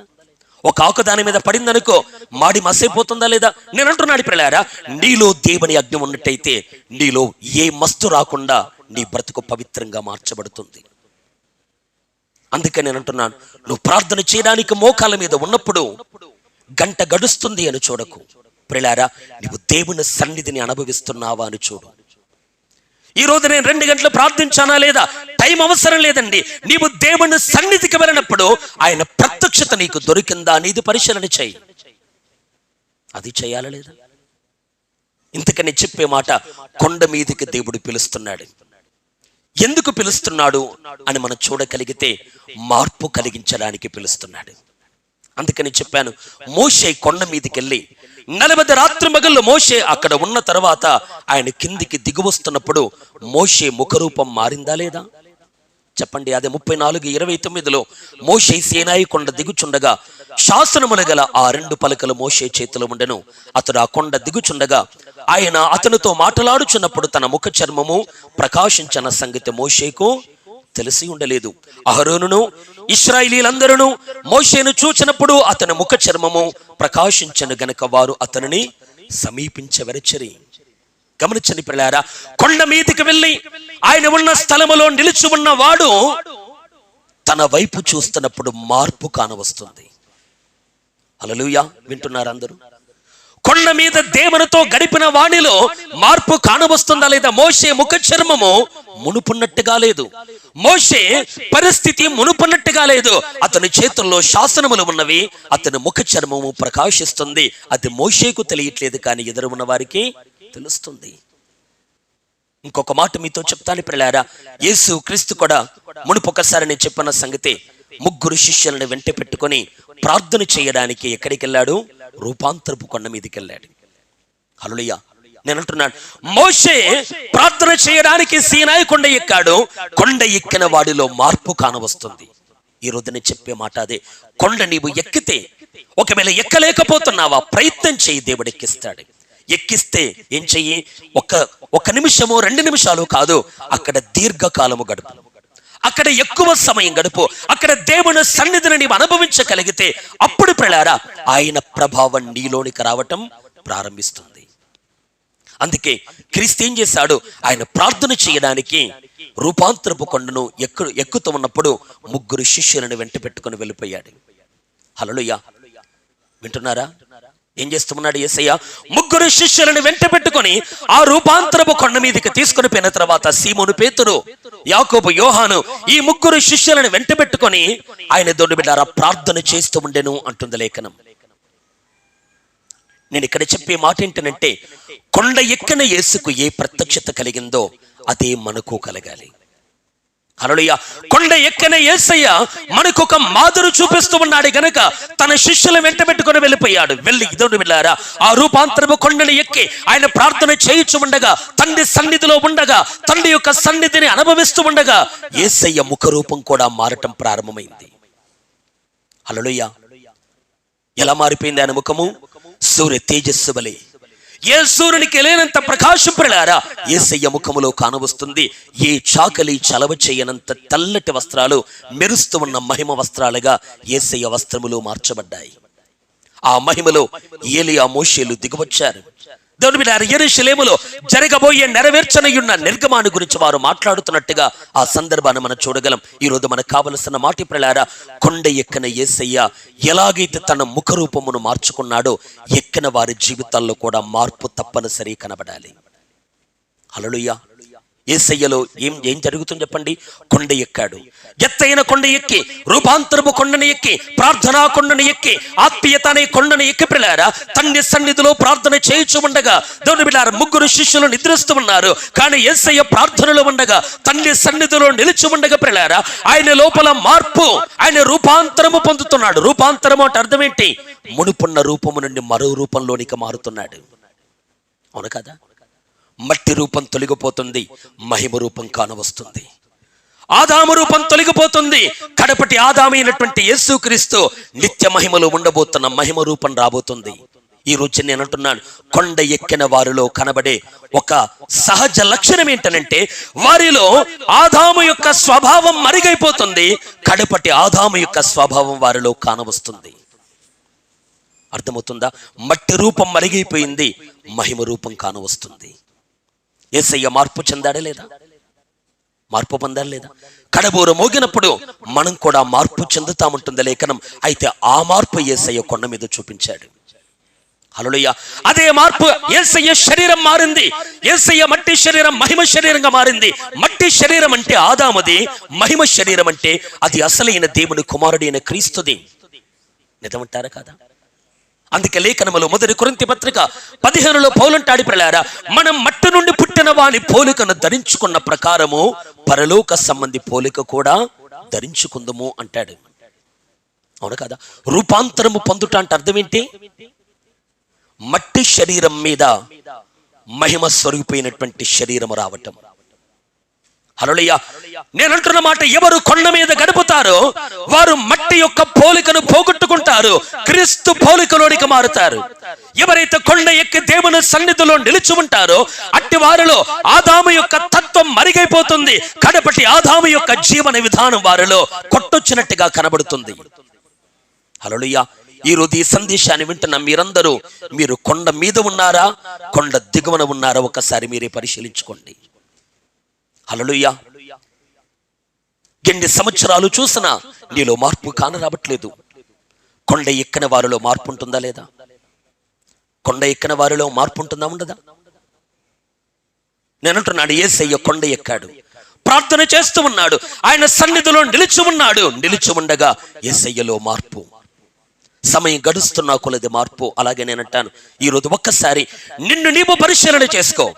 రక్షణ పొందుకున్న ప్రియ విశ్వాసులారా, గడిచిన సంవత్సరము కంటే ఈ సంవత్సరం నీలో మార్పు ఏమైనా ఉందా? ఉందా చెప్పండి. ఏమైనా మార్పు ఉందా మనలో? గడిచిన 2 సంవత్సరాల క్రితము ఉన్నట్టుగానే ఉన్నావా? ఇప్పుడు నీలో ఏమైనా మార్పు కానవస్తుందా? బాహ్య శరీరములో మార్పు సంగతి కాదు, అంతరంగ పురుషునిలో మార్పు కానవస్తుందా? ఎక్కడ వేసిన గొంగడ ఎక్కడే అన్నట్టుగా ఈరోజు మన ఆత్మీయ జీవితాలు ఒక దిగజారిన పరిస్థితిలోనికి నెట్టివేయబడుతున్నాయి. కారణం ఏంటో తెలుసా? కొండ ఎక్కేవారు లేరు. వాక్యం విన్నప్పుడు ప్రార్థిస్తున్నాం. ఏమని ప్రార్థిస్తున్నామో తెలుసా? ఆ కొండను నీవే ఎక్కించుకొని ప్రార్థిస్తున్నాం. మన ప్రయత్నం ఏం చేయట్లేదు. నేను చెప్పే మాట, ఏ పాపములు నీవు బంధించబడ్డావో దాని నుండి బయటికి రావడానికి నీ వంతు నువ్వు ప్రయాసపడు. అప్పుడే దేవుడు ఆ ఎత్తైన కొండ మీదకి ఎక్కిస్తాడు. హల్లెలూయా. ఎక్కడానికి ఈరోజు సిద్ధంగా ఉన్నారు ఎవరైనా? హల్లెలూయా. తన శిష్యులను యేసయ్య ఎక్కించినట్టుగా ఈ రోజు నిన్ను కూడా ఎక్కించడానికి యేసు ఇష్టపడుతున్నాడు. 12 మంది శిష్యులు ఉన్నారు, 12 మందిని ఎక్కించలేదు. కానీ ఆ 12 3 సన్నిహితంగా ఉంటారు, వారిని ఎక్కించాడు యేసు. హల్లెలూయా. ఈ రోజు నేను అంటున్నాను, ఇక్కడ కూర్చుని 10 మందిని యేసు ఎక్కించకపోవచ్చు, కానీ ఎవరు యేసుతో ఎక్కువగా గడపడానికి ఇష్టపడతారో వారిని యేసయ్య ఎక్కిస్తాడు. ఎవరు వాక్యంతో గడపడానికి ఇష్టపడతారో, ఎవరు ప్రత్యక్షతతో గడపడానికి ఇష్టపడతారో, ఎవరు ప్రియులారా దీవారాత్రములు దేవుని వాక్యాన్ని ధ్యానిస్తూ ప్రార్థనలో తమ జీవితాన్ని కొనసాగిస్తారో, అంటే ఎక్కువగా ప్రియులారా యేసుకు దగ్గరగా ఎవరు ఉంటారో వారిని యేసయ్య త్వరగా పిలుచుకుంటాడు కొండ మీదకి. హల్లెలూయా. యోహాను ఎవరు? యేసు రొమ్మున ఆనుకున్నవాడు కాదా? పేతురు ఎవరు? యేసు వెనువెంటనే ఉండి ప్రియులారా ఆయన ఉన్నట్టుగా నేను కూడా ఉండాలి అని కోరుకున్నవాడు కాదా? యాకోబు ఎవరు ప్రియులారా? క్రీస్తు ప్రేమ చేత నింపబడి అపోస్తలులో మొదటి దేవుని బిడ్డలారా హతసాక్షిగా మార్చబడిన వాడు యాకోబు. ఈ రోజు నేను అంటున్నాను, క్రీస్తుకి ఎవరు దగ్గరగా ఉండడానికి ఇష్టపడతారో, అంటే ఎక్కువ సమయం ఎవరు వాక్యంతో గడుపుతారో. మొదటి కీర్తనలు మీకు తెలిసిన మాటే, దీవారాత్రములు యెహోవా ధర్మశాస్త్రమును ధ్యానిస్తూ దాని యందు ఆనందించిన వాడు ధన్యుడు. దేవుని వాక్యాన్ని రాత్రనక పగలనక అంతరంగములో నెమరు వేసేవారు ఎవరున్నారు? హల్లెలూయా. ఉద్యోగములు ఉన్నా దేవుని బిడ్డలారా నీ మనసులో వాక్యము మెదులుతూ ఉండాలి. బంధువుల ఇంట్లో ఉన్న నీ అంతరంగములో వాక్యం మెదులుతూ ఉండాలి. నీవే స్థలములో ఉన్న ప్రియులారా ఎవరి అంతరంగము వాక్యముతో అనుసంధానం అవుతుందో వారిని యేసయ్య కొండ మీదకి ఎక్కిస్తాడు. హల్లెలూయా. కొండ మీదకి ఎక్కించి యేసు ఏం చేస్తున్నాడు? నాకు ఏది కలిగిందో మీకు అదే కలగాలి. రోమాపత్రిక 12 రాయబడింది కదా, మీ మనస్సు మారి నూతన మగుట వలన రూపాంతరము చెందండి అంటూ ఉన్నాడు. ఈ రోజు మనం మారవలసింది ఈ ముఖ కవలికలు కాదు, మన మనస్తత్వం మారాలి. హల్లెలూయా. ఈ రోజు మనం మార్పు చెందవలసింది నల్లగా ఉన్నవారు తెల్లగా మారండి అని కాదని చెప్పేది. ఈ రోజు మనలో మార్పు మన మనస్తత్వంలో కలగాలి. హల్లెలూయా. ఒకప్పుడు నీ మనస్సు శరీరానుసారమైన మనస్సు, కానీ ఇప్పుడు నీ మనస్సు ఆత్మానుసారమైనది అనేది మార్పు నీలో కనబడాలి.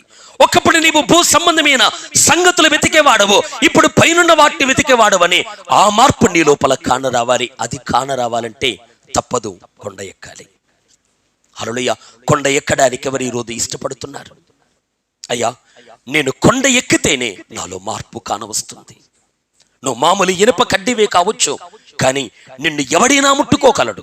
నీ మీద ఏ మస్తైనా నిలిచి ఉండగలదు, కానీ నీవు కొండ ఎక్కి దేవుని సన్నిధిలో ఉండగలిగితే ఏ మస్టు నీ దరి చేరకుండా నీ జీవితం మార్చబడుతుంది.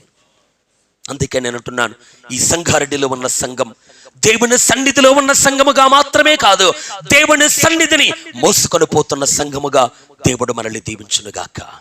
హల్లెలూయా. మమ్మల్ని ముట్టుకున్న వారు ప్రభువా నీ ప్రత్యక్షతను పొందాలి. మాతో గడిపేవారు నీ ప్రేమను రుచి చూడాలి.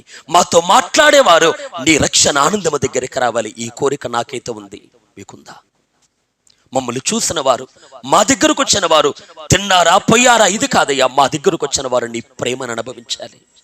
అయ్యా నీ సన్నిధి ఉన్న వ్యక్తులుగా మమ్మల్ని చేయి తండ్రి. హల్లెలూయా. నేను అంటున్నాను, నీ లోపల మంట రగలాలి అంటే ఒకటే మార్గం ప్రియులారా, నీవు కొలిమి దగ్గరికి రా. దూరాన కాదు, కొలిమిలో ఉండు, ఆయన సన్నిధిలో ఉండు, ఆయన ముఖ కాంతులో నీవు నిలిచి ఉండగలిగితే మోషేలో మార్పు కానవచ్చింది, యేసయ్యలో మార్పు కానవచ్చింది. ఈ రోజు మనం కూడా ఆ కొండ ఎక్క కలిగితే నేను అంటున్నాను, నీలో తప్పనిసరి మార్పు. ఏ మార్పు? దేవుని బిడ్డలారా ఆదాము యొక్క రూపం మరిగైందని చెప్పాను, మహిమ దేహము యేసులో కనబడుతుంది. అంటే అర్థం ఏంటి? ఎవరు కొండ మీద ఉంటారో మట్టి పోలిక మరిగైపోతుంది, పరలోక సంబంధి పోలిక వారిలో కానవస్తుంది. అర్థమవుతుందా? ఆదాము నుండి పుట్టాం గనుక మట్టి పోలికను ధరించుకున్నాం. అయితే అదే లేఖనం ఏముంటుంది? పరలోక సంబంధి పోలిక కూడా మనము ధరించుకుందాము. హల్లెలూయా. ఈ రోజు మట్టి ఆశలే నీ లోపల కనబడుతున్నాయా? మొదటి ఆదాము నీ లోపల కనబడుతున్నాడా? మొదటి ఆదాము అంటే అర్థం ఏంటి? ఆజ్ఞను అతిక్రమించే మనస్తత్వం. మొదటి ఆదాము అంటే అర్థం ఏంటి? అవిధేయతను చూపే మనస్తత్వము. మొదటి ఆదాము అంటే అర్థం ఏంటి? దేవుని చిత్తమును కాక స్వచిత్తాన్ని కోరుకునే మనస్తత్వం ప్రియులారా. దేవుడు చెప్పింది చేయకుండా చెప్పనిది చేసే మనస్తత్వము మొదటి ఆదాము మనస్తత్వం. క్రీస్తు మనస్తత్వం ఏంటి? నా తండ్రి నీ చిత్తమే నెరవేరునుగా కానీ స్వచిత్తాన్ని సెలవు వేసేది క్రీస్తు మనస్తత్వం. అందుకని నేను అంటున్నాను, కొండ మీద గడిపే వారిలో ఆదాము లక్షణాలు కనుమరుగైపోతాయి, యేసు లక్షణాలు కానవస్తాయి. హల్లెలూయా. అందుకని నేను అంటున్నాను, ఈ కొండ మీదకి రమ్మని దేవుడు పిలుస్తూ ఉండగా దావీదు వలె ఎవరు ప్రార్థిస్తారు? దావీదు వలె ఎవరు ప్రయత్నం చేస్తారు? దావీదు వలె ఎవరు ప్రాణము తల్లడిల్లగా మొరపెడతారు? దావీదు ఎలా మొరపెడుతున్నాడు? ఏదో నామకే వాస్తు ప్రార్థన చేయట్లేదట, తన ప్రాణం పోతుందేమో అన్నట్టుగా ఏడుస్తున్నాడు. అయ్యా ఆ కొండ ఎక్కపోతే నాకు జీవితం లేదయ్యా, ఆ కొండ ఎక్కపోతే నా ప్రాణం పోతుంది ప్రభువా, ఆ కొండ ఎక్కకపోతే ఊపిరి ఆడిన వారు ఎలా తల్లడిల్లి చచ్చిపోతున్నారో అలా తల్లడిల్లుతుంది దావీదు ప్రాణం. ఈరోజు ఈ మాటలు వింటున్న మీరు కూడా ప్రియులారా, అయ్యా ఆ కొండ ఎక్కాలి అనే కోరిక మీ లోపల ఉంటే హృదయాన్ని తెరిచి అంతరంగములో తల్లడిల్లిపోతూ దేవుని పాదాలు పట్టుకుంటారా? దావీదు భార్యలు ఉన్నారు కదా, పిల్లలున్నారు కదా, సైన్యం ఉంది కదా, రథాలు ఉన్నాయి కదా, గుర్రాలు ఉన్నాయి కదా, రాజ్యం ఉంది కదా, సింహాసనం ఉంది కదా, ఎందుకయ్యా పనికిరాని ఆ పర్వతం ఎక్కాలని మాటమాడికి వేదన పడుతున్నామంటే దావీదంటాడు, ఇవేం లేకపోయినా పర్వాలేదు, అది మాత్రం నాకు ఉండాలి. హల్లెలూయా. అయ్యా నా మొరను ఆలకించమని, నా ప్రార్థనకు చెవియొగ్గమని, నా ప్రార్థనకు జవాబు దయచేయమని నేను ఈరోజు తల్లడిల్లిపోతూ అడుగుతూ ఉండగా, అయ్యా ఎక్కడానికి ప్రయత్నం చేస్తున్నాను కానీ నా వల్ల కావట్లేదయ్యా అని ఈరోజు ఎవరైతే ప్రియులారా ఎక్కడానికి ప్రయత్నించి వీలు కావట్లేదో అటువంటి వారు మీరు దేవుని సన్నిధిలో అడగగలిగితే దేవుడు వారిని ఎక్కించడానికి తన చెయ్యిని చాపడానికి సిద్ధంగా ఉన్నాడు. హల్లెలూయా. ఎవరైనా ఎక్కుతారా? ఓ మోషే, కొండ ఎక్క నా దగ్గర కనమని పిలిచిన దేవుడు కొండ ఎక్కాడు. మోషే పర్వత మట్టికెక్కాడు, కొండ మీదకెక్కాడు, శిఖరాన్ని ఎక్కలేకపోతున్నాడు గనక మేఘములో దేవుడు మోషేని ఎక్కించాడు. అక్కడ మనం ఏం చూస్తాం?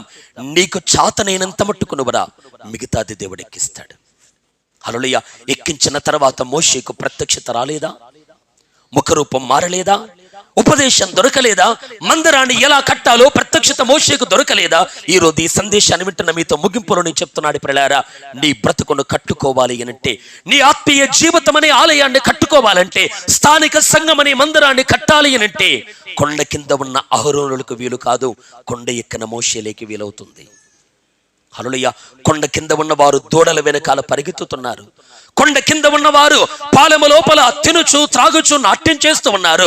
కొండ కింద ఉన్న వారి ప్రియులారా ఇదిగో శరీర సంబంధమైన కార్యాలకు చోటిస్తున్నారు. కొండ కింద ఉన్న అహరోను కూడా ప్రజల మనస్సును దోనబిలారా ఇదిగో మనస్సులో ఉన్న ఆశను నెరవేరుస్తూ బ్రతుకుతూ ఉన్నాడు. కానీ కొండ ఎక్కిన వాడు మాత్రం రూపాంతరం పొందుతున్నాడు. ఈరోజు కొండ కింద పాలెములు ఉన్న ఓ సంగమా, నీవు లోకం వెనకాల పరిగెత్తుతున్నావు, కానీ వీరి మధ్యలో ఎవరైనా మోషే వంటి వారు ఉంటే వారిలో మార్పు. హల్లెలూయా. కొండ ఎక్కిన మోషే ఎలా ఉన్నాడు? కొండ కింద ఉన్న ప్రజలు ఎలా ఉన్నారు చెప్పండి. నేను ముగింపులో ఉన్నాడు, గమనించండి. కొండ కింద ఉన్నవారు విచ్చలవిడితనం, నిజమంటారా కదా?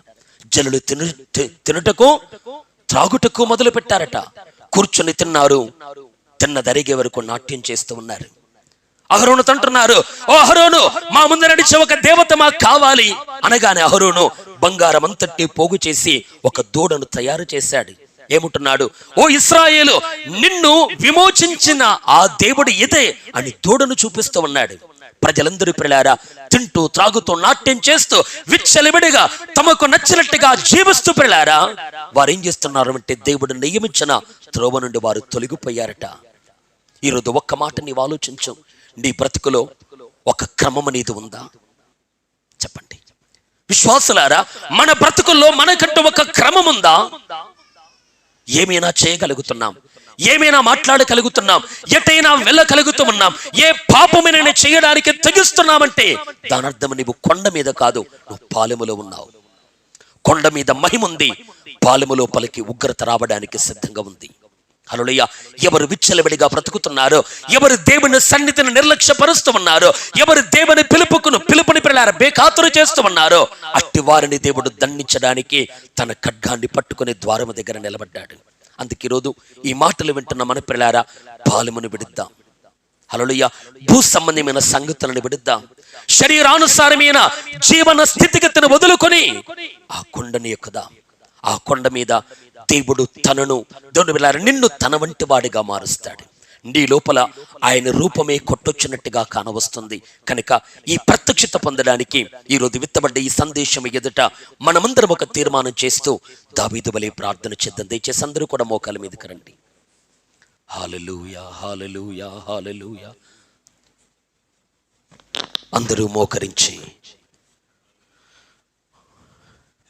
ఒక 2 నిమిషాలు ఏకీభవించి ప్రార్థన చేస్తారా? అయ్యా నీ నామమునకు వందనాలు. దేవుని పిల్లలారా, మహాజలరాశులలో నుండి తీయబడిన నీవు, మరణపు ఊరలలో చిక్కుకొని విడుదల పొందుకున్న నీవు, పాతాళపు పాశముల చేత బంధింపబడ్డ నీవు, చాపబడ్డ దేవుని బలమైన బాహువు ద్వారా విడుదల పొందుకొని రక్షణ పొందుకొని పాప క్షమాపణ పొందుకున్న నీతో దేవుడు అంటున్నాడు, ఓ విడుదల పొందుకున్న నా కుమార్తె, నా కుమారుడా, ఎత్తైన స్థలములలోనికి రా అంటున్నాడు దేవుడు. హల్లెలూయా. జలములలో నుండి తీయబడ్డ మోషేకు అదే పిలుపు, మహాజలరాశులలో నుండి బయటకు వచ్చిన దావీదుకు అదే పిలుపు.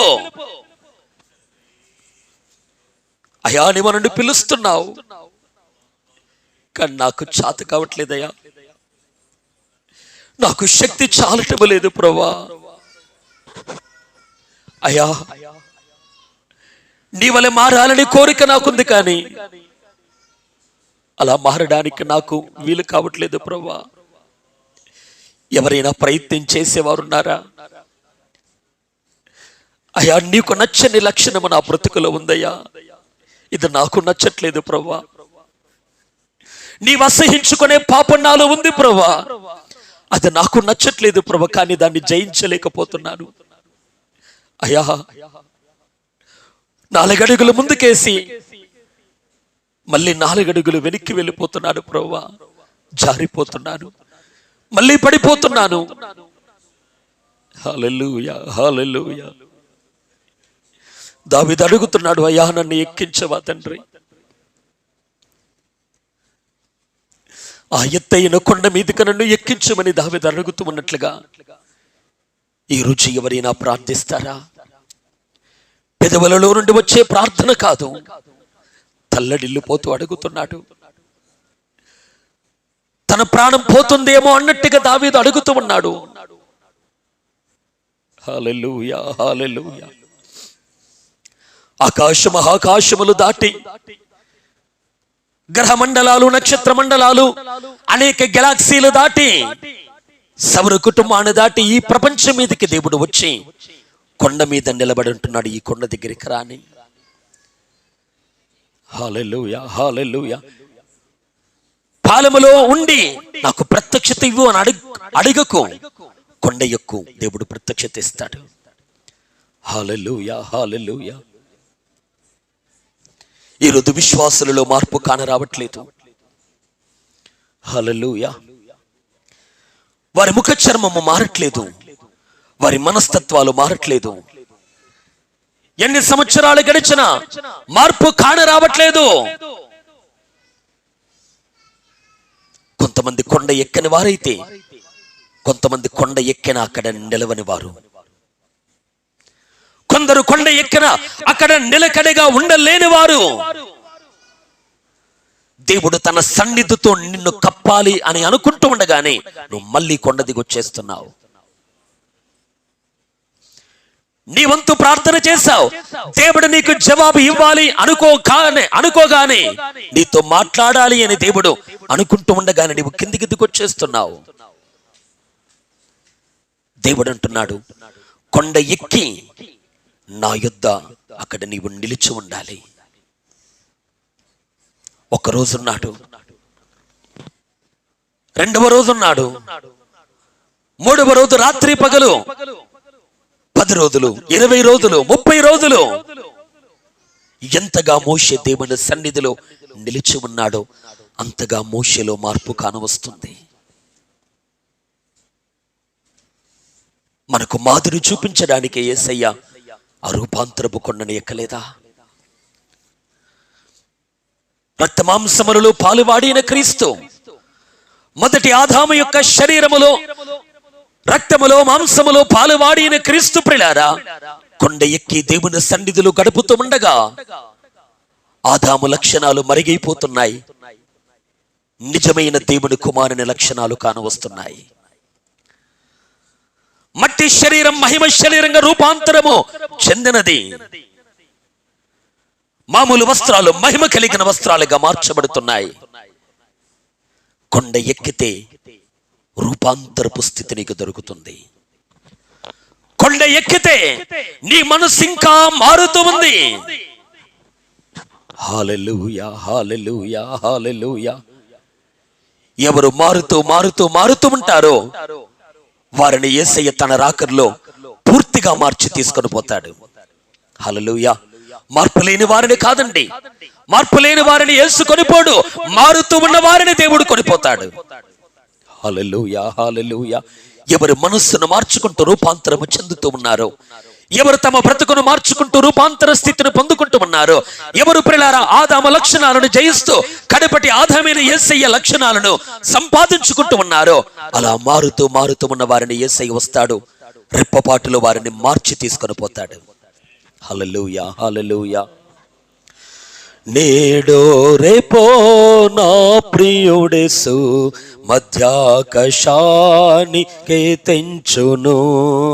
నేడో రేపో నా ప్రియుడేసు మధ్యాకాశానికే తెంచును. మహిమాన్వితుడై ప్రభు యేసు మహీతలమునకు తెంచును. మహిమాన్వితుడై ప్రభు యేసు మహీతలమునకు తెంచును. నేడో రేపో నా ప్రియుడేసు మధ్యాకాశానికే తెంచును. నేడో రేపో నా ప్రియుడేసు హల్లెలూయా.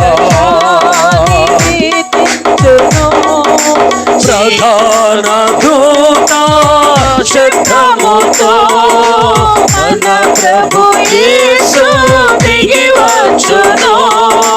ప్రధాన దూత శబ్దముతో అందరము ఏకీభవించి ఆరాధన చేద్దాం. దిగి వచ్చును.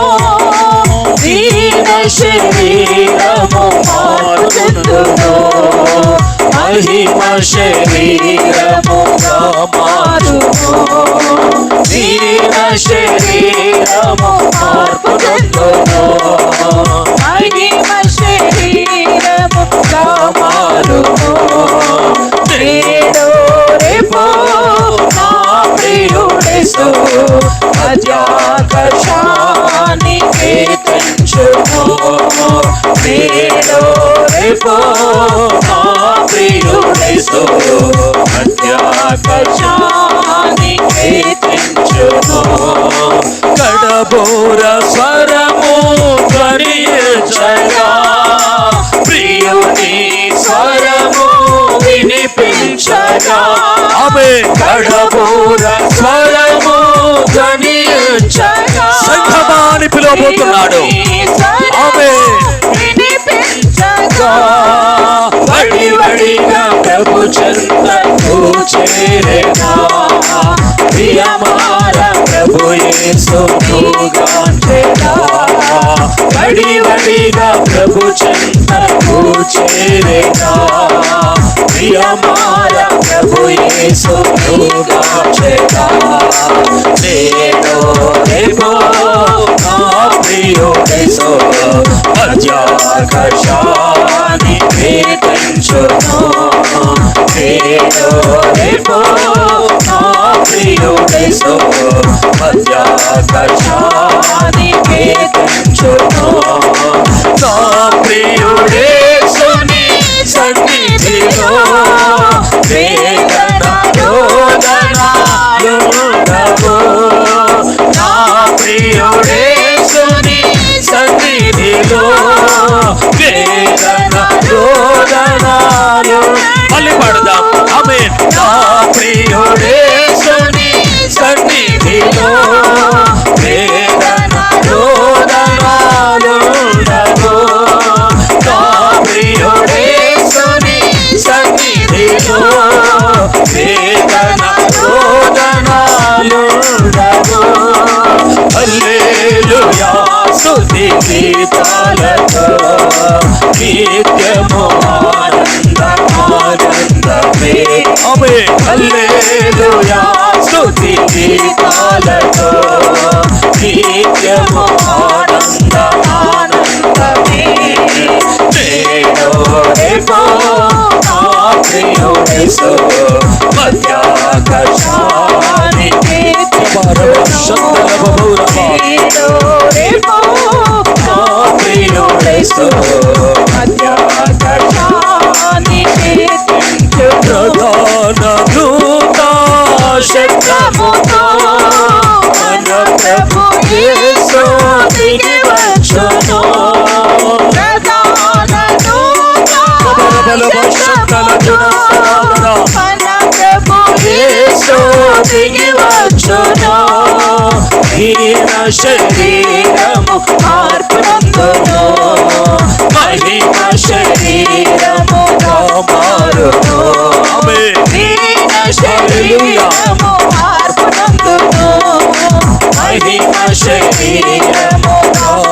మారును నేడు రేపో నా ప్రియుడేసు మధ్యాకాశానికి తెంచును నేడు రేపో నా ప్రియుడేసు మధ్యాకాశానికి తెంచును కడపూర స్వరము ధ్వనించగా ప్రియుని స్వరము వినిపించగా ఆమె కడపూర స్వరము ధ్వనించగా ప్రియుని స్వరము వినిపించగా వడివడిగా ప్రభు చెంతకు చేరేగా ప్రియమార ప్రభు యేసును గాంచెగా వడివడిగా హల్లెలూయా మళ్ళీ పాడదాం ఆమేన్ ప్రియమార ప్రభు యేసును గాంచెగా వడివడిగా ప్రభు చెంతకు చేరేగా ప్రియమార ప్రభు యేసును గాంచెగా వడివడిగా ప్రభు చెంతకు చేరేగా ఆమేన్ ప్రియమార ప్రభు శందల బౌర బాల బాల ఆమేన్ నేడు రేపో నా ప్రియుడేసు మధ్యాకాశానికి తెంచును నేడు రేపో నా ప్రియుడేసు మధ్యాకాశానికి తెంచును నా ప్రియుడేసుని సన్నిధిలో వేదన రోదనాలుండవు హల్లెలూయా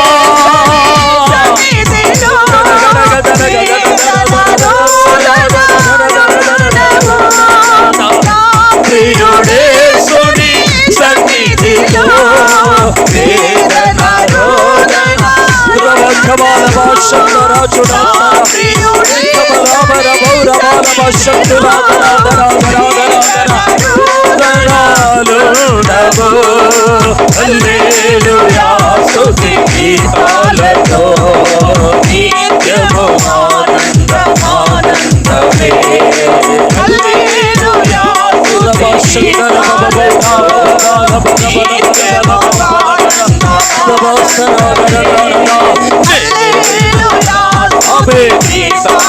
హల్లెలూయా నిత్యము ఆనందమే హల్లెలూయా స్తుతి గీతాలతో నిత్యము ఆనందమే హల్లెలూయా స్తుతి గీతాలతో నిత్యము ఆనందమే హల్లెలూయా స్తుతి గీతాలతో హల్లెలూయా రకబల బరబల బౌర బాల భాషంతరాదరాదరా హల్లెలూయా హల్లెలూయా హల్లెలూయా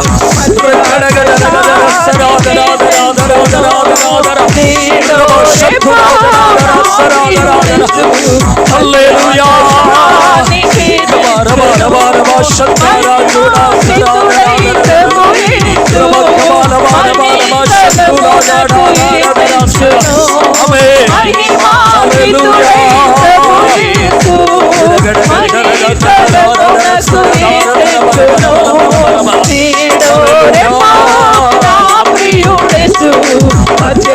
మధ్యాకాశానికి తెంచును నేడు రేపో నా ప్రియుడేసు మధ్యాకాశానికి తెంచును నేడు రేపో నా ప్రియుడేసు మధ్యాకాశానికి తెంచును నేడు రేపో నా ప్రియుడేసు మధ్యాకాశానికి తెంచును నేడు రేపో నా ప్రియుడేసు మధ్యాకాశానికి తెంచును నేడు రేపో నా ప్రియుడేసు మధ్యాకాశానికి తెంచును నేడు రేపో నా ప్రియుడేసు మధ్యాకాశానికి తెంచును మధ్యాకాశానికి తెంచును మధ్యాకాశానికి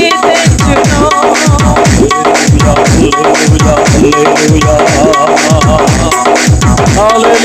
హల్లెలూయా